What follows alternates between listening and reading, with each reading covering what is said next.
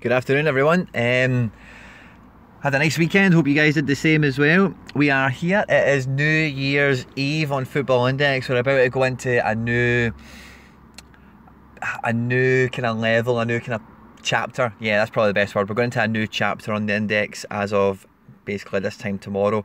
You can see the FTSE is up another 1,000 points today.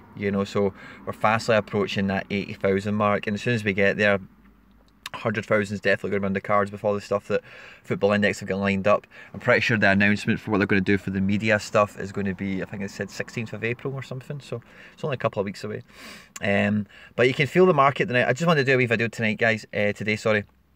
First of all, I've changed the app that I use to record. Okay, so I had one of my friends look at one of my videos who just a friend basically, and he said that the quality didn't look too good in terms of the text as it came on the screen as you watched the video.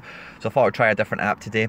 So any comments about quality, previous versus current, on this video, please feel free. Your information is very valuable to me on this one.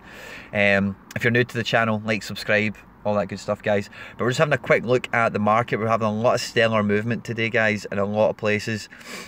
The top 200's taking a big rise today already before we hit that 2 PM cutoff for media dividends. Okay, so we've still got most of this week to go with media. We've got games, I think they kick back in on Friday, and we'll chat about that in another video maybe later today or tomorrow.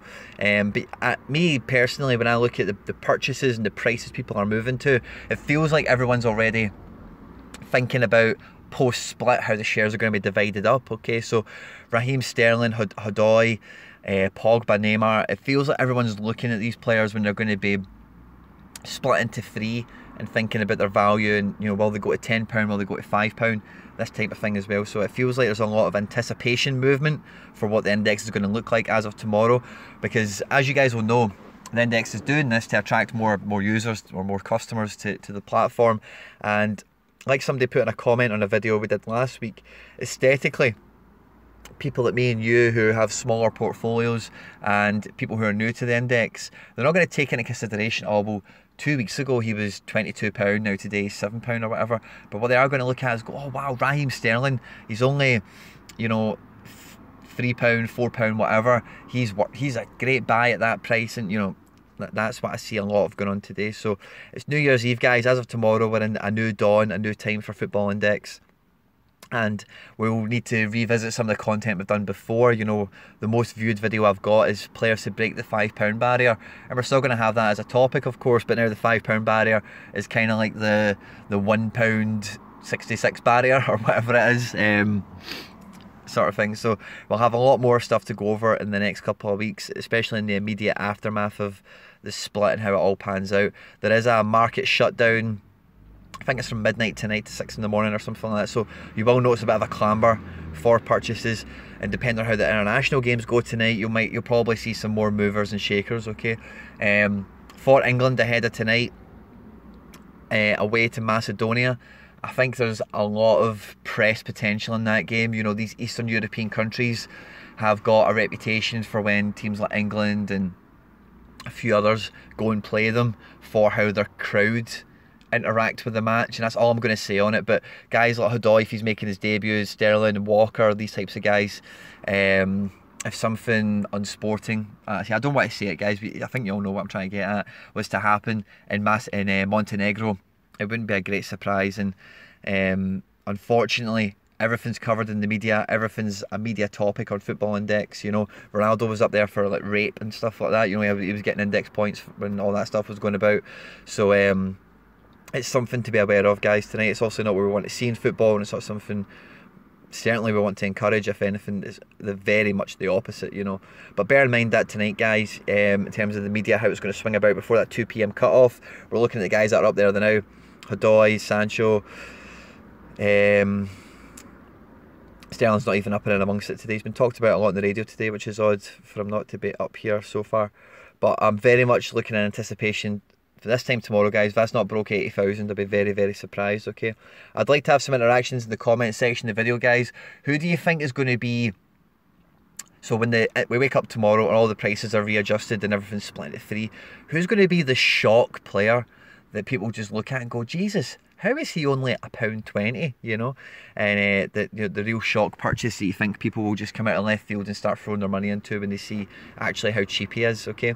Because as of tomorrow, you need to readjust your thinking, and the main word that you'll use in financial markets and different, you know, property and different things is what you call yield, okay? And you'll hear other people talking about yield, okay? And that is how much dividends they earn you per pound, basically, okay? What is the percentage of the yield, okay?